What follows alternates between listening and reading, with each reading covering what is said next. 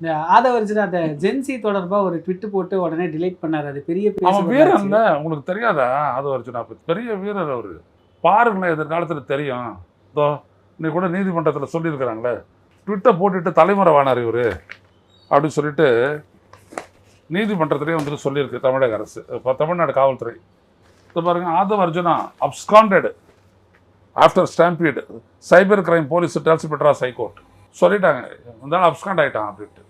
இதான் இவருடைய யோகியதை, இவருடைய வீரம் எல்லாமே. ஆனால் அவர் பேசும்போது மறுபடியும் அந்த ஜென்சி இளைஞர்கள் எல்லாம் எங்க பக்கம் இருக்கிறாங்க, அவங்கெல்லாம் வந்தாங்கன்னா பெரிய புரட்சி எச்சரிக்கை. விஜயை நம்பி விஜயனுடைய ரசிகர்கள் இதுக்கு மேலே வராங்களான்னு பார்ப்போம். அதுக்கப்புறம் இளைஞர்கள்லாம் இவர் யார், இவர் இந்த காலையில் கேட்பாடு ரஜினிகாந்த் அந்த மாதிரி தான்.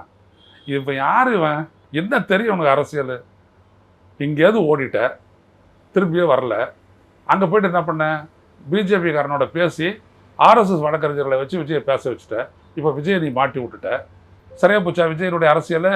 விஜய் முடிக்கிறாரு. அதான் ஆதவர்ஜுன்.